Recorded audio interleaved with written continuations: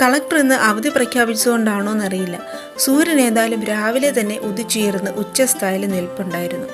ഇന്നലെ വരെ ചതച്ചു കുത്തി പെയ്ത മഴയ്ക്ക് ഇന്നൊരു ശമനം വന്നിട്ടുണ്ട്. മാനം തെളിഞ്ഞിട്ടുണ്ട്. നല്ല ചൂടുള്ള സൂര്യപ്രകാശം അടിച്ചു തുടങ്ങിയിട്ടുമുണ്ട്. രാവിലത്തെ ഈ ഒരു തെളിച്ചവും നല്ല നീലാകാശവും ഒക്കെ കണ്ടപ്പോൾ ഞാനും വിഹാനും കരുതി പുറത്തൊക്കെ ഒന്ന് പോയിട്ട് വരാമെന്ന്. അപ്പോൾ ഇന്നത്തെ വീഡിയോ ഞങ്ങളുടെ ഒരു ഡേ ഇൻ മൈ ലൈഫാണ് കേട്ടോ. കളക്ടർ അവധി പ്രഖ്യാപിച്ചപ്പോൾ ഞാൻ കരുതി എനിക്ക് വീട്ടിൽ വരെ ഒന്ന് പോയിട്ട് വരാമെന്ന്. കളക്ടർ മനസ്സിൽ കണ്ടപ്പോൾ ഞാൻ മാനത്ത് കണ്ടെന്ന് വേണമെങ്കിൽ പറയാം. അപ്പോൾ എല്ലാവരെയും ദാറ്റ്സ് ഇറ്റിൻ്റെ പുതിയൊരു വീഡിയോയിലേക്ക് സ്വാഗതം ചെയ്യുന്നു.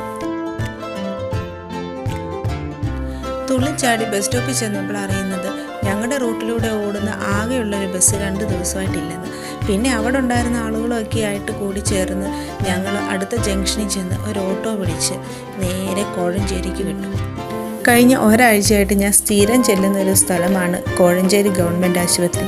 കാര്യകാരണങ്ങളൊക്കെ ഞാൻ പിന്നെ പറയാം കേട്ടോ. അപ്പോൾ പതിവ് പോലെ ഞങ്ങൾ കോഴഞ്ചേരി ആശുപത്രിയിൽ പോയി ഡോക്ടറെയൊക്കെ കണ്ടു. അപ്പോഴേക്കും വിശപ്പിൻ്റെ വിളി വന്നു. ഏകദേശം 11:30 ആയിട്ടുണ്ട് അന്നേരം സമയം. ഞങ്ങൾ നേരെ കോഴഞ്ചേരിയിലെ ആര്യഭവനിലേക്ക് വന്നു. അവിടെ നല്ല ചൂടുള്ള ദോശയും നിറയെ ചമ്മന്തിയും പിന്നെ നല്ല കോഫിയും കിട്ടും. അപ്പോൾ ദൂരയാത്രയാണല്ലോ, ഏതായാലും വീട്ടിൽ ചെല്ലുമ്പോൾ 2-2:30 ആകും.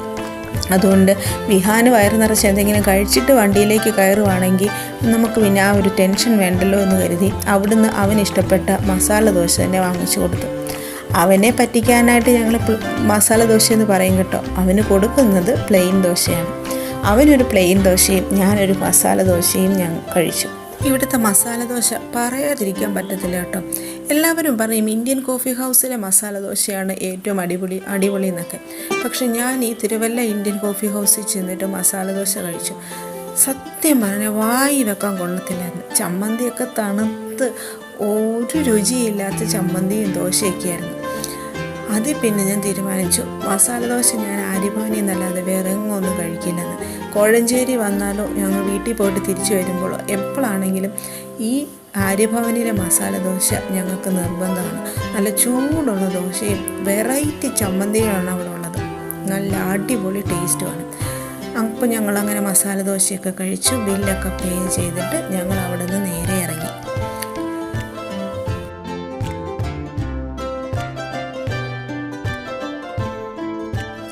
രാവിലത്തെ വെയിൽ ഇപ്പോഴും ഉണ്ട് കേട്ടോ. ഏതായാലും ഇതുവരെ മഴയൊന്നും പെയ്തിട്ടില്ല. ഞങ്ങൾ ഈ തുള്ളിച്ചാടി പോകുന്നത് എങ്ങോട്ടാണെന്ന് അറിയണ്ടേ? വാ പറയാം.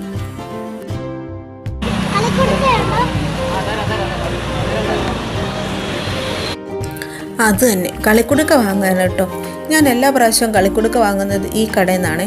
അപ്പം ഞാൻ ഇന്ന് കരുതി ഇവനെ കൊണ്ട് കളിക്കുടുക്ക വാങ്ങിക്കാൻ അവൻ്റെ കയ്യിൽ പൈസയും കൊടുത്തിട്ട് കളിക്കുടുക്ക വാങ്ങാനായിട്ട് വിട്ടു. അവനൊരു അവസരം കൂടി ആയിക്കോട്ടെന്ന് വിചാരിച്ചു.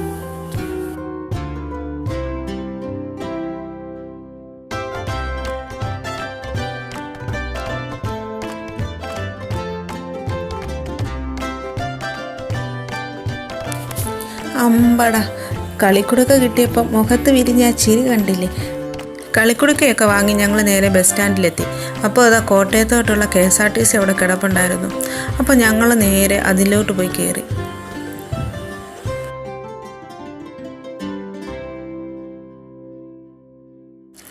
ബസ്സിൽ കയറി ഇരുന്നപ്പോഴേ ആൾ കളിക്കുടുക്ക കയ്യിലെടുത്തു. നോട്ടവും വായനയൊക്കെ കണ്ടാൽ തോന്നും പഠിച്ച് ഫസ്റ്റ് ക്ലാസ് നേടിയിരിക്കുവാണെന്ന്. വായിക്കാനൊന്നും അറിയത്തില്ല കേട്ടോ. പിന്നെ പടമൊക്കെ ഒന്ന് കാണാൻ വേണ്ടിയിട്ടും പുത്തൻ കളിക്കുടുക്ക കിട്ടുമ്പോൾ ഉള്ള ആ ഒരു ആകാംക്ഷയൊക്കെ ഉണ്ടല്ലോ, അതൊക്കെയാണ് ഈ കാണുന്നത്. അങ്ങനെ കുറേ നാൾക്ക് ശേഷം വീണ്ടും ഒന്ന് KSRTC ബസ്സിൽ കയറി കേട്ടോ. എനിക്ക് KSRTCയിൽ പോകുന്നത് പണ്ടേ ഇഷ്ടമാണ്. എന്താണെന്നറിയില്ല, പ്രത്യേകിച്ച് ഓർഡിനറിയിൽ പോകുന്നത്. ഈ KSRTC പോകുമ്പോൾ ഒരു പ്രത്യേക മണമാണല്ലോ. നമ്മൾ സാധാരണ പ്രൈവറ്റ് ബസ്സിൽ പോകുമ്പം കിട്ടുന്ന സ്മെല്ലെന്ന് പറയുന്നത് ചന്ദനത്തിരിയുടെയോ അല്ലെങ്കിൽ അതിൽ തൂക്കിയിട്ടിരിക്കുന്ന പൂമാലയുടെ ഒക്കെ ആയിരിക്കും. പക്ഷേ KSRTC ബസ്സിൽ പോകുമ്പോഴാണ് ഈ ഡീസലിൻ്റെയും എൻജിൻ്റെയും ഓയിലിൻ്റെയും ഒക്കെ ഒരു സ്മെല്ല് നമുക്ക് കിട്ടുന്നത്. പക്ഷെ ആകെയുള്ളൊരു വിഷമം ഇതിൽ പാട്ടൊന്നും കേൾക്കത്തില്ല എന്നുള്ളത്. അതെന്താ? KSRTC പോകുന്നവർക്ക് പാട്ട് കേട്ടാൽ കുഴപ്പം? Don't the like?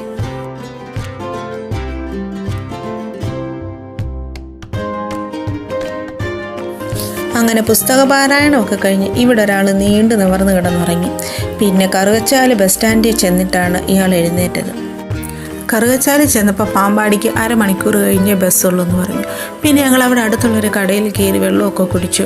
അവിടെ നിന്ന് ഇവന് ഈ ജീരകമുട്ടായുടെ സംഭവം വാങ്ങിച്ചു. പോക്കിമോനാണോ എന്തോ സംഭവം, ഡോറേമോനോ ആരോ ഉള്ള ഒരു ടോയ് അവൻ അതിനകത്തുനിന്ന് കിട്ടി. പിന്നെ ഞാൻ അവിടെ ഇരുന്നപ്പോൾ അവിടെ ഒരു അമ്മച്ചിക്ക് എന്നെ കണ്ടിട്ട് അത്ര വശപ്പശ കാണാൻ തോന്നിയിട്ടായിരിക്കും നന്നാവാൻ വേണ്ടിയിട്ട് ഒരു ബുക്ക്ലെറ്റും കൊണ്ടു തന്നു. പിന്നെ അങ്ങനെ ബസ്സൊക്കെ വന്നു. ഞങ്ങൾ ബസ്സിലൊക്കെ കയറി നേരെ പാമ്പാടിക്ക് വിട്ടു.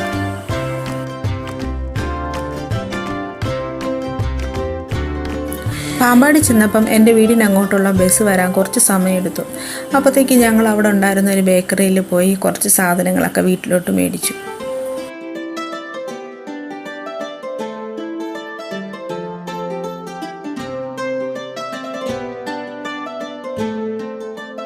പിന്നെ ഞങ്ങൾ അവിടെ നിന്ന് ഇറങ്ങി നേരെ സ്റ്റാൻഡിലേക്ക് വന്നു. അവിടെ കുട നന്നാക്കുന്ന ഒരു അപ്പച്ചൻ ഇരിപ്പുണ്ടായിരുന്നു. അവൻ കുറേ നേരം ആ അപ്പച്ചൻ ചെയ്യുന്ന കാര്യങ്ങളും പുള്ളിയുടെ സാധന സാമഗ്രികളൊക്കെ കണ്ടുകൊണ്ട് നിന്നു. അപ്പോഴേക്കും ഞങ്ങളുടെ അങ്ങോട്ടുള്ള ബസ് വന്നു. ഞങ്ങൾ നേരെ ബസ്സിൽ കയറാനായിട്ട് ഓടി. 10-35 വർഷമായിട്ട് എൻ്റെ വീടിനെതിരെ ഓടുന്ന ഏക ബസ്സാണ് ദാ കിടക്കുന്ന നീല ബസ്. എല്ലാം നീലയാണല്ലേ, അൻസു എന്ന് പേരുള്ള ആ ബസ്. കുറേ വർഷങ്ങളായി ഒരു ദിവസം പോലും ട്രിപ്പ് മുടക്കാതെ ഇന്നും ഓടിക്കൊണ്ടിരിക്കുന്ന ഒരു ബസ്സാണ് കേട്ടോ. ഇനിയും കുറേ വർഷങ്ങൾ ആ ബസ് ഇങ്ങനെ ഓടട്ടെ. അവിടെയുള്ള ആളുകൾക്കൊക്കെ പോകാനായിട്ടുള്ള ആകെ ഒരു മാർഗ്ഗമാണ് അൻസു എന്ന് പറയുന്ന ഈ ബസ്. ഇതല്ലാതെ വേറെ കുറേ ഒന്ന് രണ്ട് ബസ്സുകളൊക്കെ ഇടയ്ക്കിടയ്ക്ക് ഇങ്ങനെ വന്നും പോയിട്ടൊക്കെ നിൽക്കുന്നുണ്ട്. പക്ഷെ ഒന്നും അങ്ങനെ പെർമനൻ്റായിട്ട് അതിലെ ഇതുവരെ ഓടിയിട്ടില്ല. ഇതിപ്പം വർഷങ്ങളായിട്ട് ഞങ്ങളുടെ വീടിൻ്റെ അതിലെ ഓടുന്ന ബസ്സാണ് കേട്ടോ.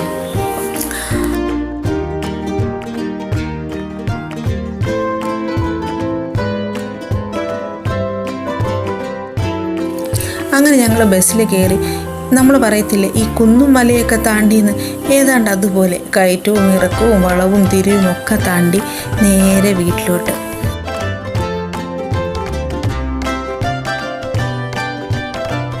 ആറന്മുളയിൽ ചെല്ലുമ്പം ആറും പുഴയും കണ്ടോ ഒക്കെ ആണെങ്കിൽ ഇനി കൂരപ്പുഴയിൽ വരുമ്പോൾ റബ്ബർ തോട്ടവും കൈതത്തോട്ടവും കുന്നും മലയും വളവും തിരിവും ഒക്കെയാണ്. എന്നാലേ ഒറ്റ വീഡിയോയിൽ ഒരു 20 മിനിറ്റ് വീഡിയോയിൽ 2 തരത്തിലുള്ള ഭൂപ്രകൃതി നിങ്ങൾക്ക് ആസ്വദിക്കാനായിട്ട് പറ്റുന്നു.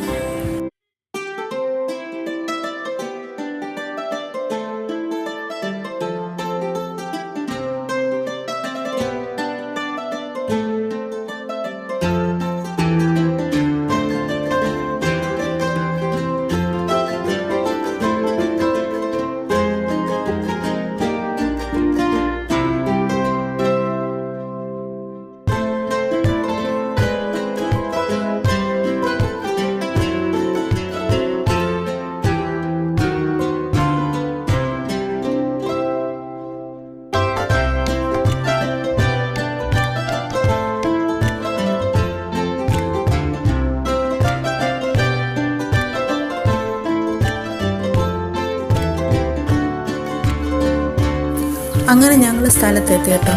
ഇതാ നേരെ കാണുന്ന കോൺക്രീറ്റ് വഴിയിലൂടെയാണ് ഇനി എനിക്ക് പോകേണ്ടത്.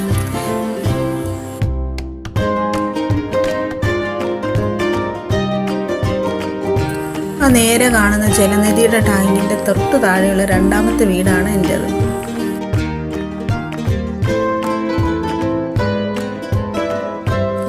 അങ്ങനെ ഞങ്ങൾ വീട്ടിലെത്തി. വിഹാൻ എൻ്റെ മുമ്പിൽ ഓടിഞ്ഞു പോകുന്നതുകൊണ്ട് ഇവരുടെ സ്നേഹപ്രകടനം ഒന്നും കാണാനായിട്ട് പറ്റിയില്ല. അതെൻ്റെ മമ്മിയാണ്. വീട്ടിൽ വന്ന് കയറിയ വിഹാൻ ഒരു CID ആയിട്ട് മാറും.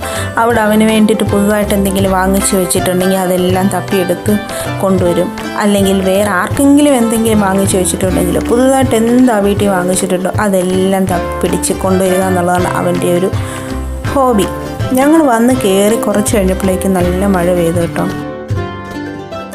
ഇത്രയും ദൂരം യാത്രയൊക്കെ ചെയ്തു വന്ന ക്ഷീണത്തിൽ ഞാനൊന്ന് കിടന്നുറങ്ങി കേട്ടോ. ഉറക്കമൊക്കെ എണീറ്റ് വൈകുന്നേരം ആയപ്പോഴേക്കും മമ്മി എനിക്ക് ഒരു കാപ്പി ഇട്ട് തന്നു. കാപ്പി നല്ല ചൂടുള്ള ഉഴുന്നുവടയൊക്കെ കഴിച്ച് ഞാനവിടെ ഇരുന്നു. എന്ത് രസമല്ലേ. നമ്മൾ എവിടേക്കാണെന്ന് പറഞ്ഞാലും എത്ര വലിയ മാളികയിലാണെന്ന് പറഞ്ഞാലും സ്വന്തം വീട്ടിൽ വന്നു കഴിയുമ്പോൾ ഉള്ള ഒരു മനസ്സുഖം എന്ന് പറയുന്നത് അത് വേറെ തന്നെയാണ്. ഈ ഇരട്ടക്കുട്ടികൾക്ക് സാധനങ്ങൾ വാങ്ങിക്കുന്ന പോലെയാണ് വിഹാൻ ഓരോ കളിപ്പാട്ടോ എന്ത് സാധനവും മേടിക്കുന്നത്. ഒന്ന് ഇവിടെ ഉപയോഗിക്കാൻ, ഒന്ന് ആങ്ങുമുള്ള വീട്ടിൽ ഉപയോഗിക്കാൻ. അങ്ങനെ കഴിഞ്ഞ ബർത്ത്ഡേക്ക് ഇവിടെ വാങ്ങിച്ച സൈക്കിളാണ് കേട്ടോ ഇത്.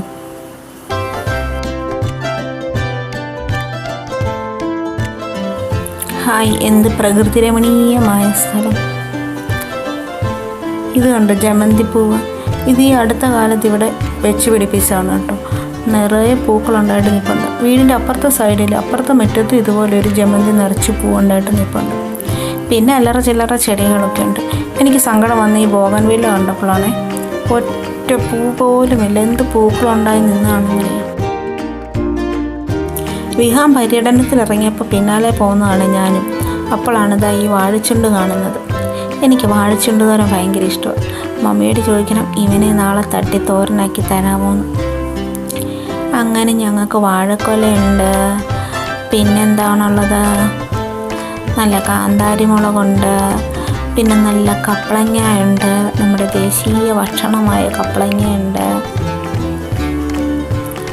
ഹായ്, കണ്ടില്ലേ കപ്പളങ്ങ, കുഞ്ഞു കപ്പളങ്ങ.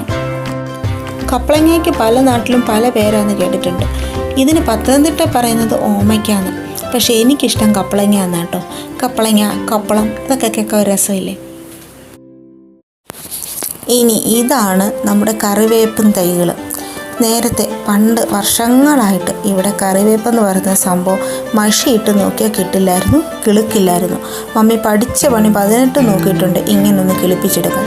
പക്ഷെ എന്ത് മായാജാലം കാണിച്ചാന്നറിയത്തില്ല. കഴിഞ്ഞ 2 വർഷത്തിനുള്ളിൽ കിളുത്തതാണ് ഈ മരവും പിന്നെ അതിൻ്റെ ചുവട്ടിലുള്ള ഈ കുഞ്ഞു കുഞ്ഞു തൈകളും.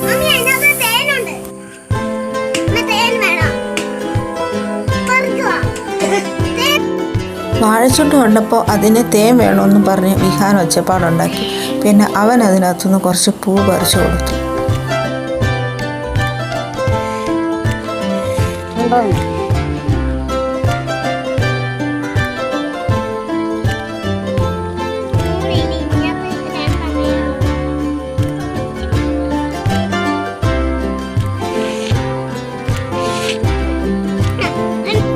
അങ്ങനെ വിഹാൻ തേനൊക്കെ കുടിച്ചുകൊണ്ടിരുന്നപ്പോഴാണ് ഒരാൾ ഓടിപ്പാഞ്ഞു വരുന്നത്. ഇതാണ് ഞങ്ങളുടെ മോട്ടുക്കുട്ടി. ഇവൻ്റെ കഥ ഞാൻ പിന്നെ ഒരു ദിവസം പറയാം കേട്ടോ.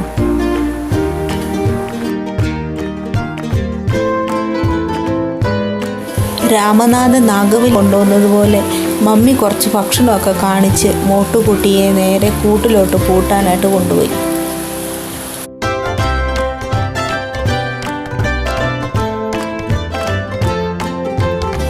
അങ്ങനെ സമയം ഒരു 7:30 ആയപ്പം പപ്പായും അഖിലും വന്നു. വണ്ടിയുടെ ശബ്ദം കേട്ടിട്ട് വിഹാൻ ഇങ്ങനെ സർപ്രൈസ് കൊടുക്കാൻ വേണ്ടിയിട്ട് മുഖമൊക്കെ മൂടി നിൽക്കുമായിരുന്നു. പക്ഷെ പ്രതീക്ഷിച്ച പോലെ അപ്പച്ചനല്ല ആദ്യം വന്നത്, അഖിലായിരുന്നു. പിന്നെ അവനാണെങ്കിൽ അപ്പായുടെയും അഖിലിൻ്റെയും പിന്നാലെ നടന്നിട്ട് എനിക്ക് മുട്ടായി ഉണ്ടോ, എനിക്ക് സർപ്രൈസ് എന്താ കൊണ്ടുവന്ന്, എനിക്ക് മുട്ടായി കൊണ്ടുവന്നു ചോദിച്ചുകൊണ്ട് നടക്കാൻ തുടങ്ങി. അപ്പോഴാണ് അഖിൽ ആ സർപ്രൈസുമായിട്ട് വന്നത്. ബർത്ത്ഡേ ഗിഫ്റ്റ് കേട്ടോ. ബർത്ത്ഡേക്ക് ഇവിടെ ആരും വീട്ടിലോട്ട് വന്നില്ലല്ലോ. അപ്പോൾ ബർത്ത്ഡേ ഗിഫ്റ്റൊക്കെ ഇവിടെ സെറ്റ് ചെയ്ത് വെച്ചിട്ടുണ്ടായിരുന്നു. അവനിങ്ങനെ ഗിഫ്റ്റ് ബോക്സ് കിട്ടുന്നത് ഇഷ്ടമാണെന്ന് അറിയാവുന്നതുകൊണ്ട് തന്നെ സമ്മാനമൊക്കെ ഗിഫ്റ്റ് ബോക്സിലാക്കി പൊതിഞ്ഞാണ് വെച്ചിരുന്നത്.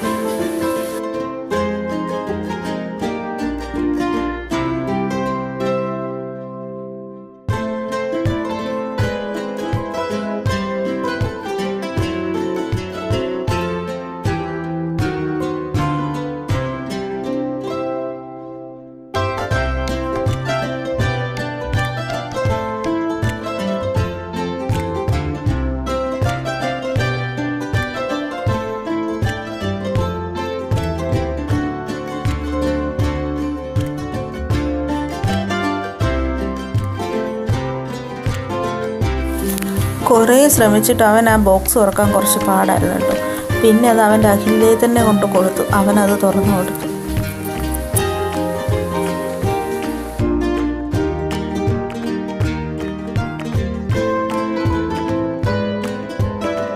സർപ്രൈസ് എന്തായിരുന്നെന്നോ, ഒരു വാച്ച്.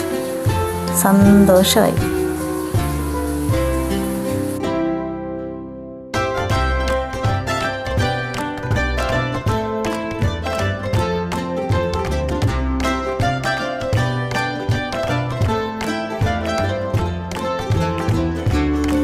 അപ്പം തന്നെ അത് അഴിച്ച് കയ്യിൽ കെട്ടി സമയമൊക്കെ നോക്കി അതിനകത്തുനിന്ന് ലൈറ്റൊക്കെ കത്തും. അപ്പോൾ അതൊക്കെ ഒന്ന് സെറ്റൊക്കെ ചെയ്ത് അതിൻ്റെ സെറ്റിങ്സ് എല്ലാം പുള്ളി തന്നെ ഒന്ന് ഞെക്കുകയും പിടിക്കുകയൊക്കെ ചെയ്ത് കേട്ടോ.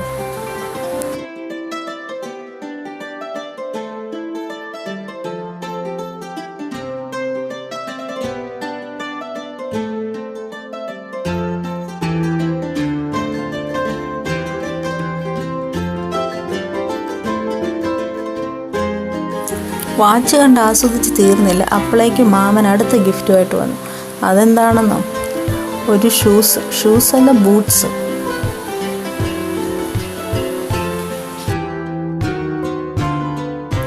ഇതവൻ വാങ്ങുന്നെന്ന് പറഞ്ഞപ്പോൾ ഞാൻ അവനോട് കുറേ വഴക്കുണ്ടാക്കിയടാ, ഇത് വാങ്ങണ്ട, കാരണം ഇവൻ്റെ കാലം എപ്പോഴും വളർന്നുകൊണ്ടിരിക്കുക. ഇതിപ്പോൾ കൂടിപ്പോയ 1 മാസമോ 2 മാസത്തിൽ കൂടുതലൊന്നും ഇടാനായിട്ട് പറ്റത്തില്ല.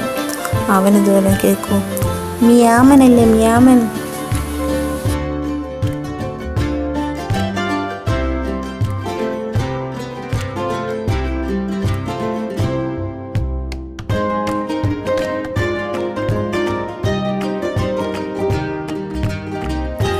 അങ്ങനെ മ്യാമനും മച്ചമ്പിയും കൂടി ഷൂസ് ഇടാനുള്ള പങ്കപ്പാടിലായി. സംഭവം നല്ല ബൂട്ട്സ് ആട്ടോ, നല്ല ക്വാളിറ്റി ഒക്കെയുള്ള മെറ്റീരിയലാണ്. അങ്ങനെ കുറച്ച് സമയത്തെ മൽപ്പിടുത്തത്തിന് ശേഷം ഷൂ ഒക്കെ ഇട്ടു. പിന്നെ ഒരു പരീക്ഷണ നടത്തമൊക്കെ നടന്നു നോക്കി. സെറ്റാണോ എന്ന് അറിയണമല്ലോ. അങ്ങനെ ഓൾ സെറ്റ്. വാച്ചും ഷൂ ഒക്കെ അവന് ഭയങ്കരമായിട്ട് ഇഷ്ടപ്പെട്ടു. ഇനി കുറച്ച് ഷോയാണ്. It's show time. അവനിനി അവിടെ കണ്ട് കുറച്ച് ഷോ കാണിക്കട്ടെ. അപ്പം നമ്മളെല്ലാം പറഞ്ഞതുപോലെ ഇത്രയേ ഉള്ളൂ ഇന്നത്തെ വിശേഷം. നമുക്കിനി വീണ്ടും കാണാം. That's it. ബൈ. പിന്നെ സബ്സ്ക്രൈബ് ചെയ്യാൻ മറക്കല്ലേ. ബൈ.